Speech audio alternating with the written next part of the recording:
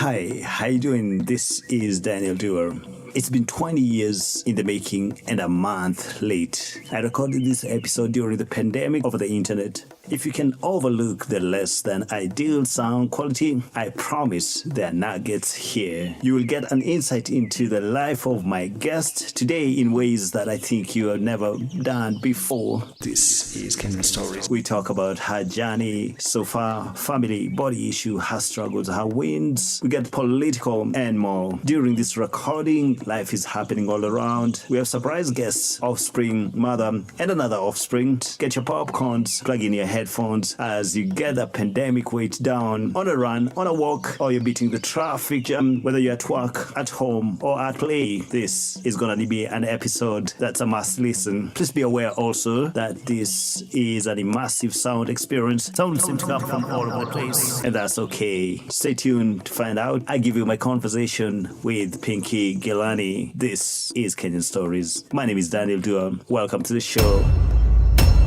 This is Kenyan Stories. We're still here, so that's a thing. So thank you for joining me. It's really, really cool. Like, you're my hero. You used to bring me to Capital and get our studio to talk to me. That's an awesome thing. I've never forgotten that. I'm a very shy person. So the other day I was talking to this person and they asked me, how are you so confident on camera? I told them, a girl called Pinky put me on TV the first time at an event called FI. And I was like, oh, whoa, I should tell her that, So that was really cool. Yeah, that was cool. That is so interesting. Yeah. So that's good. But then, how are you keeping so young?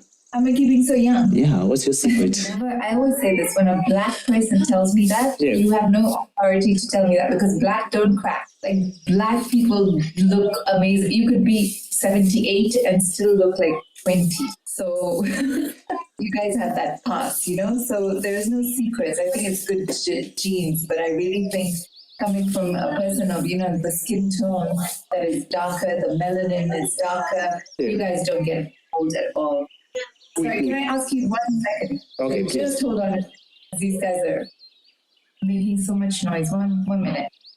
These Kenyan Stories. I'm back. Sorry.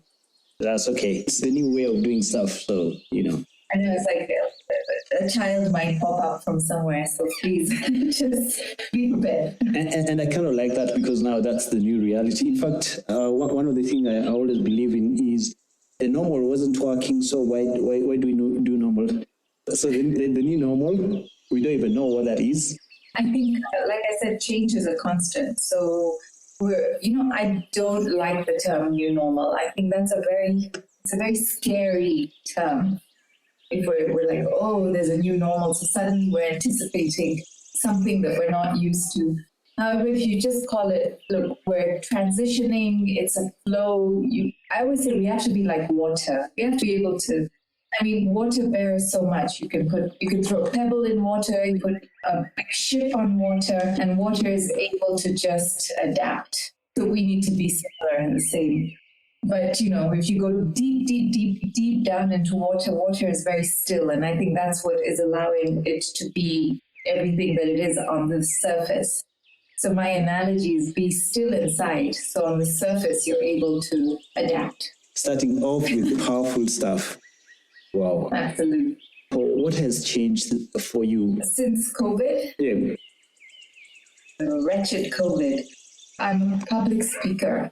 I need events to be able to work. I'm an events person, again, so I like to socialize. I like to network. So that to me has, it's interrupted my life because I'm also that person who, when I see you, I hug you. And I embrace, I'm a hugger. And now we can't hug.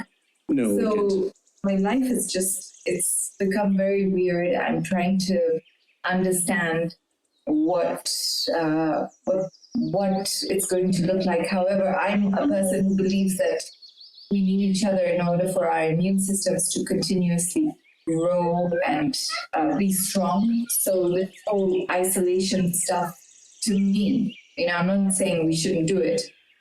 Just right now is something I'm battling with. In the context of everything else, I think we are a bit privileged in a way that we are not exactly locked down. Because I have family who are in Italy, in the UK, in the States, and there's total lockdown. I don't think we'd survive that. So I feel like we might escape some of the lockdown situation.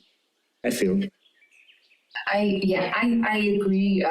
So the curfew might continue for a while longer, and this isolation, what is it called? I don't like the term social distancing because I believe we still need to be social. I call it physical distancing because that's what it is. So, those are the things that might continue. However, I feel it's very unfortunate for our children to grow up in a world where you have to be distant from your friends. Like I said, I'm a person who likes to hug, so my children probably have learned that from me, where they want to hug others. This whole wearing a mask thing again, I just feel like it's a bizarre reality. And I really think we need to be informed as individuals before we just are given instructions. Two children in China have died from wearing masks and doing PE. A runner has died by running and wearing a mask. His lung collapsed. So we just need to be wary. Yes, be cautious, but also be aware. True. One thing that really impresses me about you is how you are able to adapt and to change. First of all, I think the first time I ever heard about your Miss India, Kenya. That was 20 years ago. Can you imagine? Ooh, black don't crack, right? And you don't crack either. You don't crack either. Yeah. So 20 years ago, wow. That's the first time I ever heard of you. Then you were on radio, and I think that's the first time I ever met you. And from there, you started your own stuff, and now you're taking over the internet, really. What are some of the things you've learned over time that you're using to be who you are today? What you have to do in your journey. See, again, my kids are walking. Nice. Guys, I'm doing a live. Sorry. That's awesome. Yeah. So one thing that I accepted, you have to be able to evolve as a personality. You can only do so much for so long before you sort of step back and allow somebody new and fresh to come in and do that. And that doesn't mean that that's your competition. It just means that you have made room for someone else to sort of fit into your shoes or create their own niche. And then another thing that my mother taught me is that we're not going to stay our age forever. So please age gracefully and don't be in denial that aging is part of your process. So also, being a 20-something-year-old radio presenter is something that I did, but it's no longer who I am. However, it gave me the platform to be where I am today. It gave me the training. It gave me the networks to be able to be where I am today. So letting go is an important aspect of evolution of self. Let go of who you were in order to become who you need to be. So I just allow myself to accept, one, that I am no longer in my 20s or even in my 30s for that matter. So I need to be relevant for a person, say, my age. So I'm trying to relate to somebody my age who may who may be going through something else. What's his name? There are two. There's Cuddles and Paris. How did you come by the names, by the way? They go with them. Okay. It's Kenyan Stories. As we take a break, I'd like to tell you about another podcast that I do. It's called Conversation with Daniel Duwa. Here's a sampler. The catch is that you need to have your own self-care time where you just do things for yourself, nobody else, no social media, no speaking to other people like that. I think it's just like you have to find willpower within you to abstain from all these things.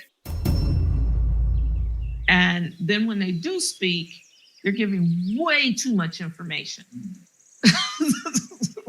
So I think it's important for people to know that some things are just inside voices. Don't let that out, and I think part of that comes from the social media thing. Again, immediate, let me text that back. Let me tweet that. Sometimes you can just not say nothing. Let that sit for a minute. For us, I don't think we're the dream partners at work, but I wouldn't do it with anyone else. Like, people who actually do well with their partners would agree with me that it's so much fun to work with your spouse, because I think your struggles are totally understood because somebody understands what you're going through. So the challenges of investing. There's a very interesting interplay here between the investors who are coming with money and with the government and the local community. Well, Vice President, Design and Technical Services for Africa and Indian Ocean, a very important market for us. We actually operate under the flag of an international brand, and we offer as well management services for non-branded properties. Now let's tell you about staycation. So staycation is where you take your holiday in the country where you're resident, rather than going abroad for your holiday.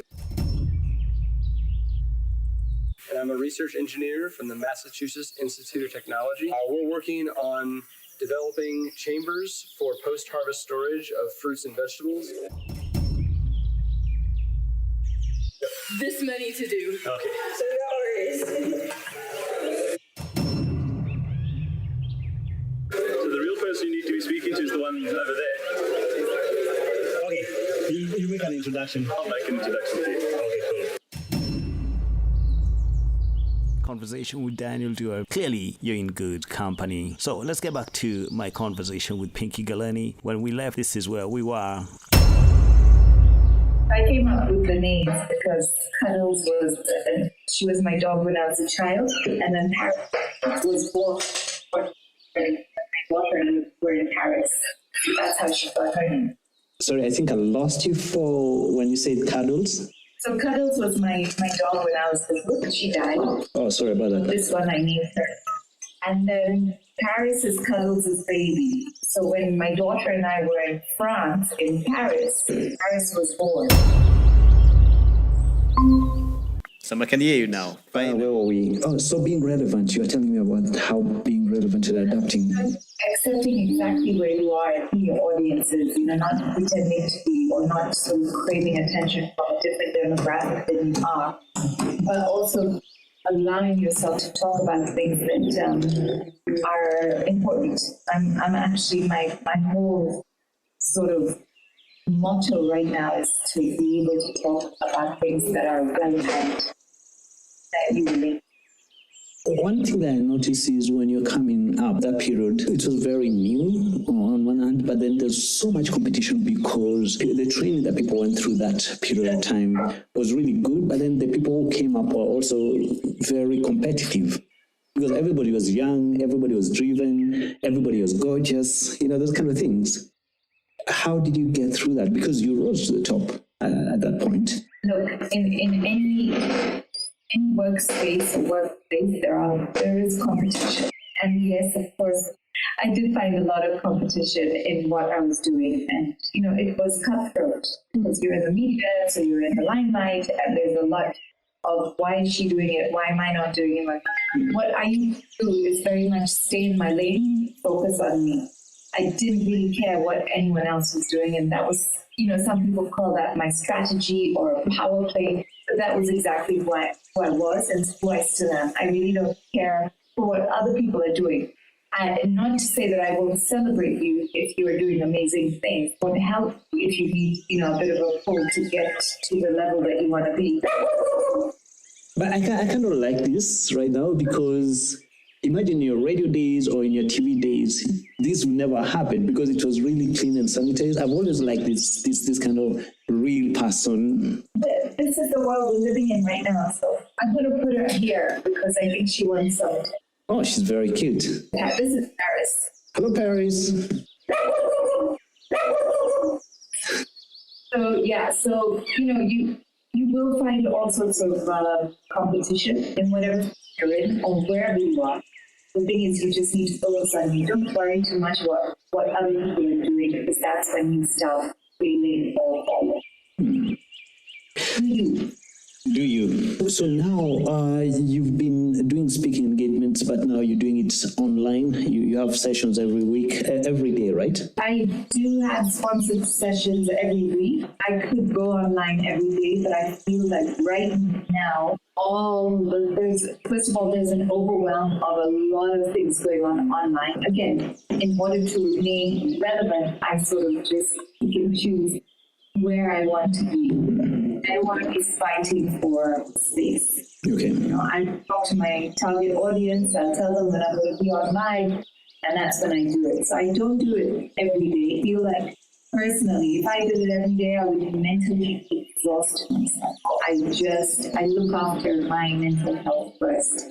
Then I'm able to contribute fully to what I do. My question would be, because you could have just been a celebrity and basking that, why did you choose to go into public speaking? Because that's about other people. Because you didn't have to. Most people would say you're a model, why care about growing other people? So that's what I was saying earlier about letting go of who you were in order to become who you are or who you need to be. And it said general evolution. So I was that.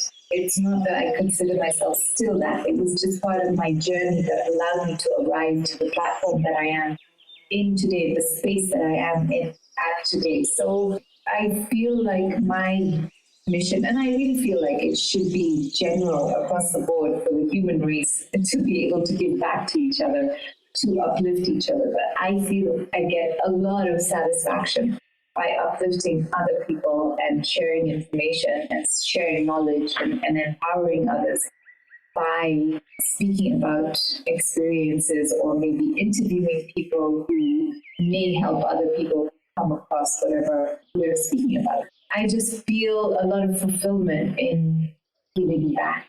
And this is a great avenue to give back. That's really awesome. I do life coaching and it's very rewarding for me. One thing that I would want to know is, it's great to talk about the challenges. We talk about the challenges all the time. But what are some of the best wins you've ever had in your life? Best win? The best wins. Because it's easy to, if I ask you for challenges, they'd be like 5, 6, 7, 8, 10. But some of the best wins you've ever had in your life.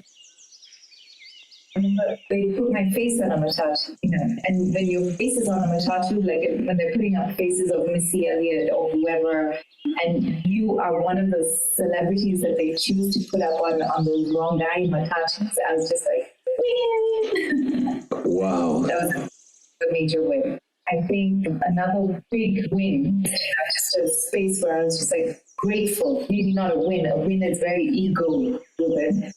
But where I just felt fulfilled is when somebody wrote to me on Instagram and said that they saw my engaged story and they actually wanted to take their own life. But because they saw my story, they didn't. Because they didn't think that a celebrity would have gone through the pain that I went through. And they said, if you could have gotten through it, then you gave me hope to be able to get through mine.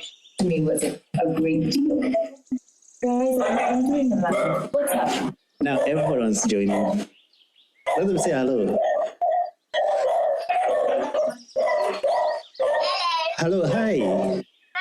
What's your name? Ariana. Hello, Ariana. I have a niece called Ariana too. How old are you? 9. This is Kenyan Stories. Thank you. Welcome. Painting, and it's coming. And now you got on Thursday. Then skating guys here. Yes. I'll just tell Lennon to come in. Sorry, I'm so sorry. I'm loving this. So we're talking about your wins. We're talking about your wins before we forget.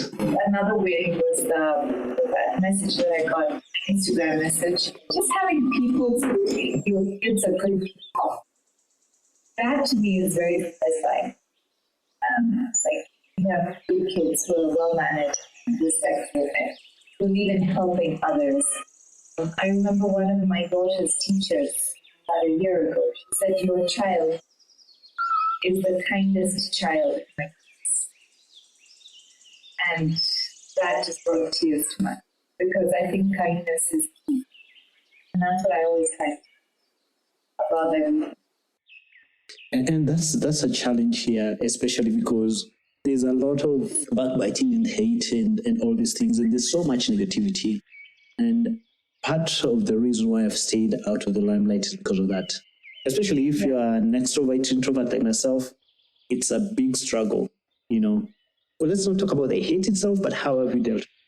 Initially, first was in this space, I thought everybody liked me. And then it got to a point where I understood that not everyone likes you.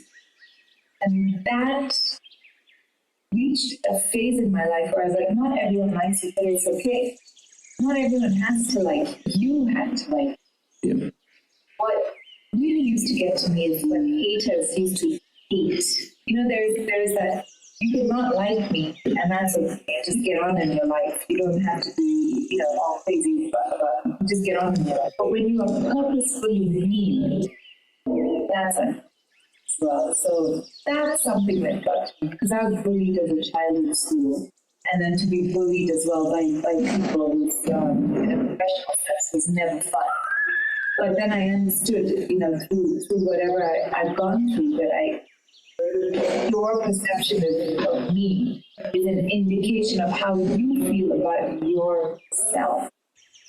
Mm-hmm. So if you're going to be nasty to me, it means there's something about you within you that is unloved, and you have to feel that. That's nothing to do. You have to be able to go out there with healing in whatever is making you cause discomfort towards me. But Pinky, that's easily said than done, It's like they have too much time on their hand and whatever it is. It's not logical. That's the thing, but you see, you have to be very evolved to be able to understand that people only understand you from the level that they are at. So if you are trying to send a message at a higher level, then they will not understand, or at a lower level. Whatever level they're at, that's where they'll understand. So that's what I'm saying. Your perception of me is a reflection of where you are. If you hate me, it's because of where you are in your life. And those are your issues that you need to figure out. There will always be hate and unhappiness from people, especially when you are in a space where a lot of people see you or view you or look to you as somebody who's a celebrity.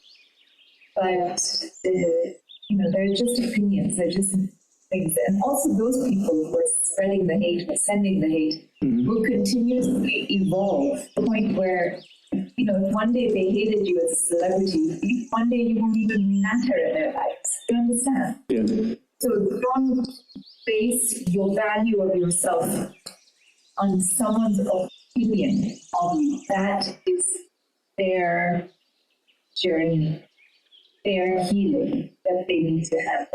Okay. Great stuff. One thing I've noticed, and I need clarity from you, is the word celebrity. You struggle with that word? Yes. Why? Because I just feel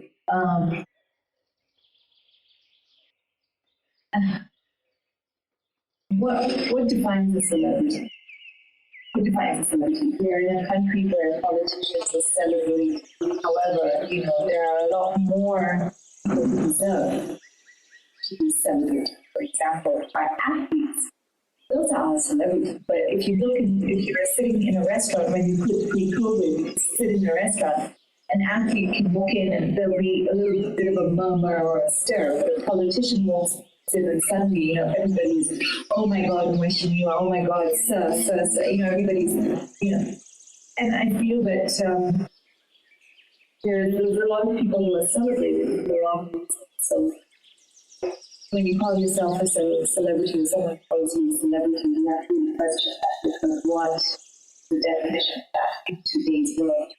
Yeah, influencers. Whoa, that's interesting.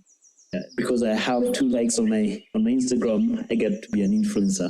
All influencers. You don't need to be loved by 1 million people or followed by 1 million people in order to influence. You could have, like you said, 2 likes on your Instagram, but you are still an influencer. You are influencing the people who love you. You are influencing the people who employ. You are influencing, your children. You are an influencer no matter who you are. I think if we took a straw test, a lot of people would say she's influenced us. Given that you're an influencer, that a lot of these people are hurting right now and they're confused. There is a level of certainty. What would you tell somebody like right now? In regards to what? In regards to what's going on with the pandemic? Just generally, because life was hard to start for some people, and now it's just gotten worse for almost everybody. But there are people who are doing well. I've met a couple of people who are doing well, but for most people are in fear. Most people are not leaving the house. All this sort of thing, anxiety. Yeah, I think mental health is something that we need to discuss. It's a very big issue. Everybody needs to be responsible for their mental health. You feel you're going down a deep down rabbit hole, you need to take control of that. I know it's very easy for me to come here and say that to you. However, we all need to be in charge of our mental health. And it's okay to not be okay. We need to normalize that conversation. So anxiety and depression, of course, is on the rise with everything that we are seeing. There's so much. There's too much of bombardment of this is wrong and this is wrong and this is what's going to happen and this is where blah, blah, blah, blah. So, take control of your mental health. Take control of what you consume in regards to news, what you're listening to on social media, where your focus is, what you're watching, who you're listening to. Take control of your words when you are speaking to your friends, when you are speaking to your family. We have the power to be able to change our world. I'm not saying the world, but our world. And if we all did it, if we all changed our world for the better, then we can, as a collective, change the world. But be very informed. Make your decisions from an informed point of view. Don't just listen. Go and say, okay, this is what's going on. What exactly is it? WHO can give us all sorts of facts and everything, and we can say, okay, fine, it is this and it is that. But also do your research. Speak to doctors. Speak to friends. Speak to family. Find out for yourself what is going on the ground. What exactly are the symptoms? What does it look like? And then from there, make your decisions. Don't make your decisions based on fear. And with everything in life, this too shall pass. The thing that I keep on saying when I'm on Instagram, whenever I do my videos or everything, is that this has happened for us to change.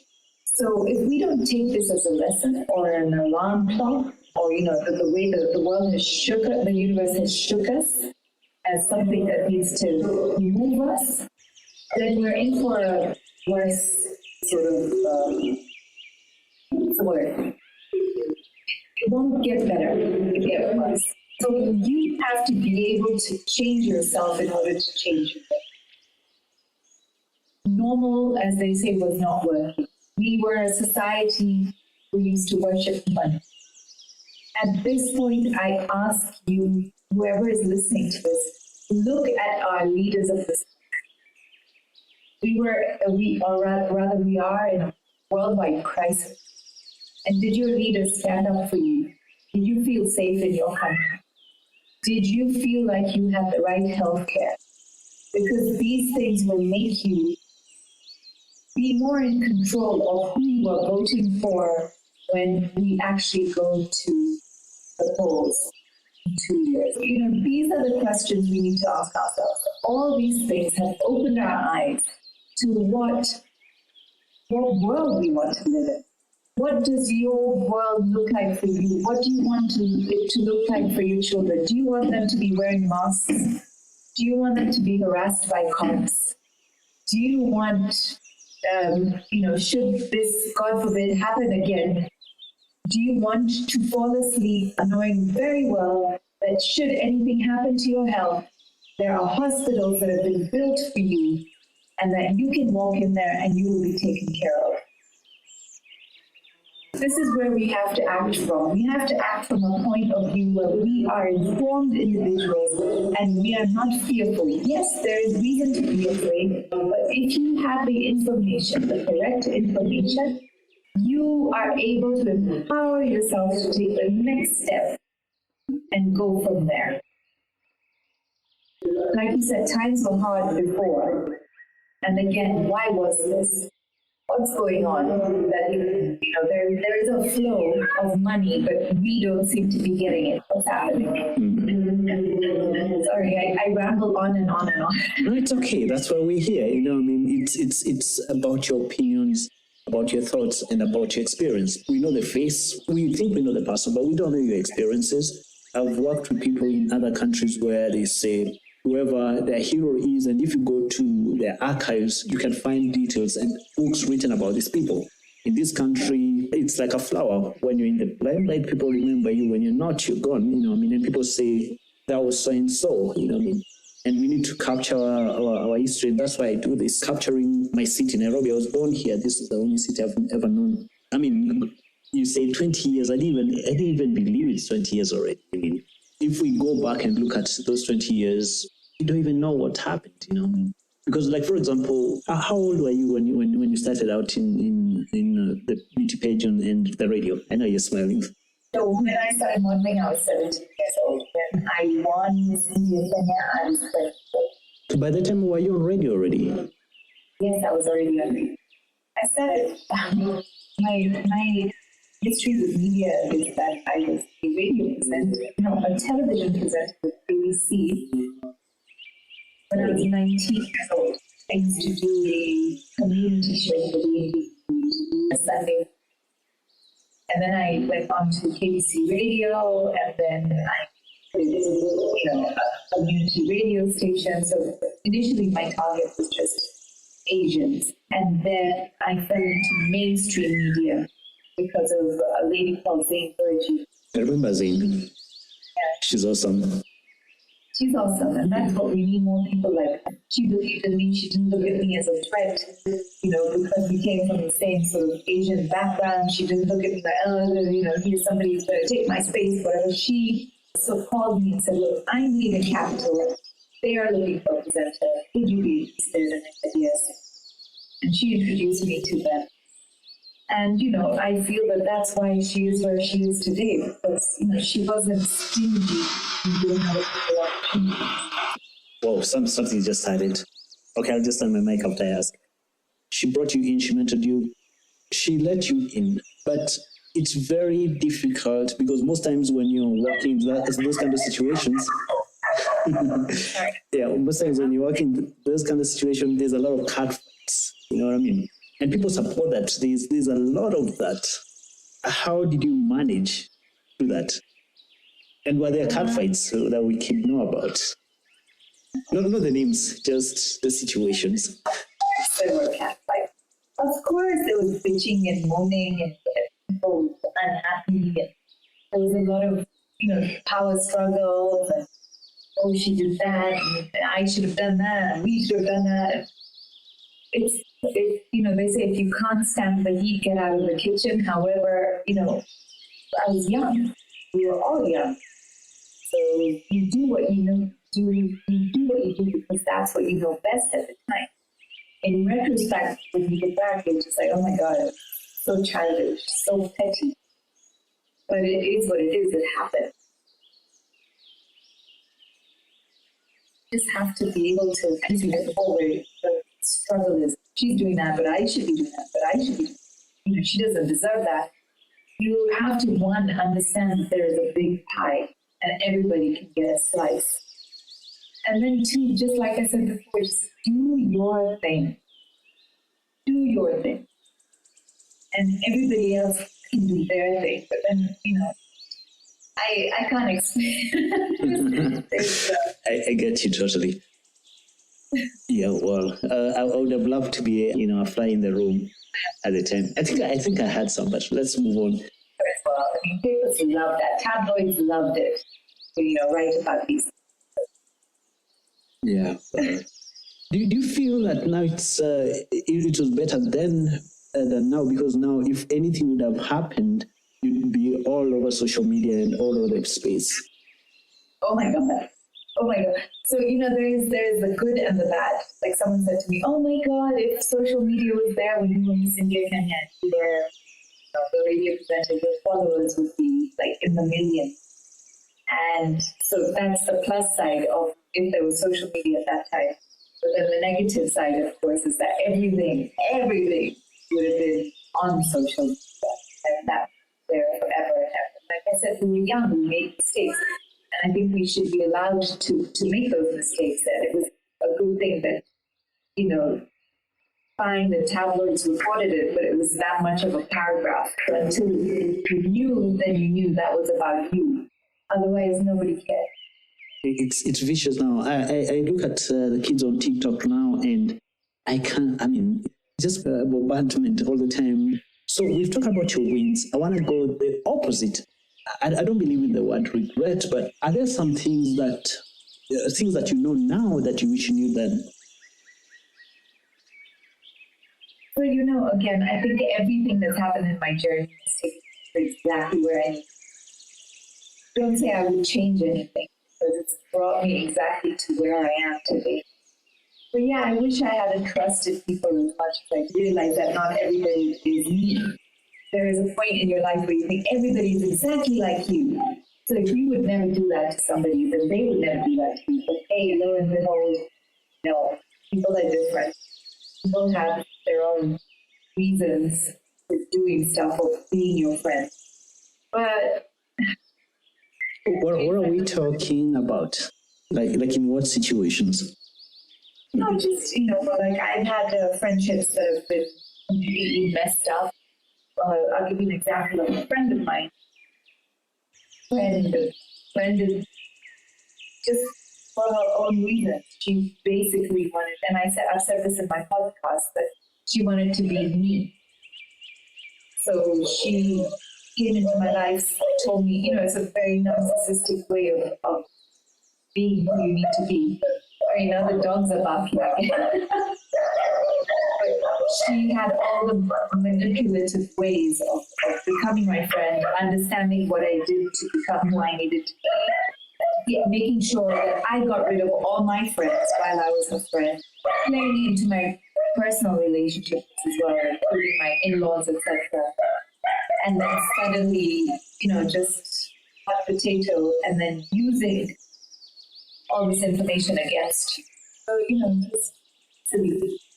Don't you think that's human nature? As I grow older, the one thing I've known is it's okay to be alone and to have one or two friends, and you have a committee of other people who are going to be in your life, but everybody stays on their lane in a way, because I don't know. So absolutely. I mean, like I said, for me, that's the only one thing that I would have changed, is not to be so trusting of some people. Because, because of that, then I'm questioning who else I'm trusting. And even questioning myself, because it was a lack of judgment on my part. So do you trust yourself now when the next friendship comes along? And I saw that. Yeah, they're just saying they're living. I've got two teachers here. I've got a skating teacher and an art teacher, which is why there's so much. Oh, by the way, what do you do? Me? Yeah. I love yoga. I tried to run. I did the marathon once, and I did the 10 kilometers, which I trained for in 6 weeks, and I think I made myself sick of running because of that. I've tried to get back into running because I really love my body and how it looks when I run. My mind is still stuck in the fact that I tortured myself. And now that that's a great segue. There's a lot of noise now for some reason. That's a great segue. And if I didn't ask this, people, it's obvious. How do you keep your body so trim? Graceful doesn't describe you. You're beautiful. So how are you keeping that going? Again, I think I have to say thank you to genetics, because really, right now, especially through all this nonsense that we've been going through, my training schedule is so off. I watch what I eat. I do try and do as much yoga as possible. But I think it's just routines that allow me to maintain. However, gravity is taking control now. Like I said, I'm getting older, so I do notice that my ass is not where it used to be. It's sort of falling down a bit. And, so the boobs are like, So I'm like, whoa, wait, we gotta, I'm not one person who believes in chemicals or cosmetic surgery. So I'm trying to really maintain it. Again, beauty is beauty, whatever age, you know what I mean? Especially now, because one of the things that a lot of people have said that after C19, there's going to be a lot of people who've gained weight, and there's going to be a lot of pregnancies too. Yeah. That's how big. Yes. Oh God. So I think we're in for some health issues. In closing, perhaps, because now you got two teachers waiting, and before we interrupted by Paris. What drives you now? What makes you happy, and what drives you? What inspires you now? Outside the family, obviously. What inspires me is the legacy. What I'm going to say there. The fact of the matter is we're all going to die, right? Remember, there's this ridiculous that's rich. It's already rich and legal. But it's that legacy is what did you do? What was your contribution? Whether it was to a larger society or even to one person, did you make a difference? And that is what drives me. That's really what makes me get up in the morning and do what I do. That's a great answer. And that's very poignant. And the reason why I used to come see you is because when I was a kid, I had this condition. I had to go through an operation for 21 hours. You don't want to hear the story, but yeah. So that's why I came to see you, because I was like, I was a mad kid and grew up so quickly. And I just wanted to make a change and make a difference. Speaking of legacy, I think you mentioned it about money and whatever it is. In Kenya success and in the world success. What does success looks like for you? Success is like you loving yourself, you loving and accepting every bit of yourself. No matter what the world tells you that has to look like. If you wake up and you love you, and by love I don't mean looking in the mirror and saying, oh, you are so gorgeous. It means that you know you have flaws and you own it and you strive to make yourself better, but you wholly, completely accept yourself and love you without condition. That means you are successful. Good stuff. Is there something you think I left out that you want to probably talk about? Just bring up. No, I just want to push that the fact that mental health is one of the biggest issues that stops us from becoming exactly who we need to be. Once we agree to the fact that we all need healing within us, there is stuff that we hold within us that we need to let go of, allow to just sort of come up to the surface, deal with those demons. To me, once we do that, then we have actually done ourselves justice and we've done ourselves a good service. And once we become better, because the onus is on us, we are in control of our life. We become better human beings. The world will become a better place. Nobody's going to come and do that for us. That's on us. Each Well, I think it's a cue for us to end here, yeah? Before you go, I just wanted to say thank you. I mean, it's easy to follow in the shadows of other people, but it's easy to also stand in the shoulders of giants to do what you do.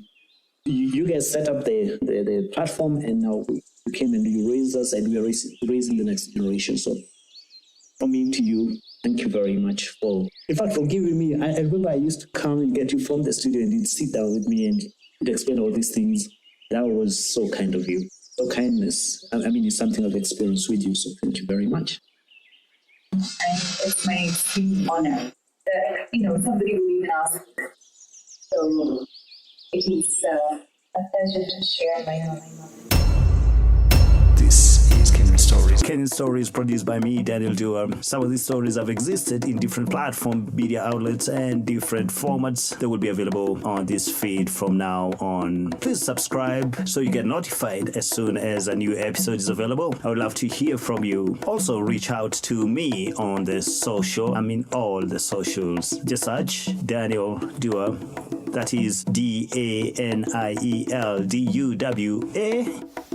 And say hi. Please say hi. It's a really cool thing when you do. Also leave a comment on this episode and all the other episodes. Tell me what other Kenyan stories you'd like to hear. And also feel free to share this story with your family, friends, relative, everybody, near, wide, and far. Kenyan Stories. The stories of our time. Thank you for listening. Until next time, my name is Daniel Duwa. These Kenyan Stories. Oh, we talked about the situation from last year? Yeah. Oh, okay, yeah. Just out of curiosity. Because sometimes that makes sense. Yeah, so I don't know. Probably I went around, I didn't even answer the question you asked.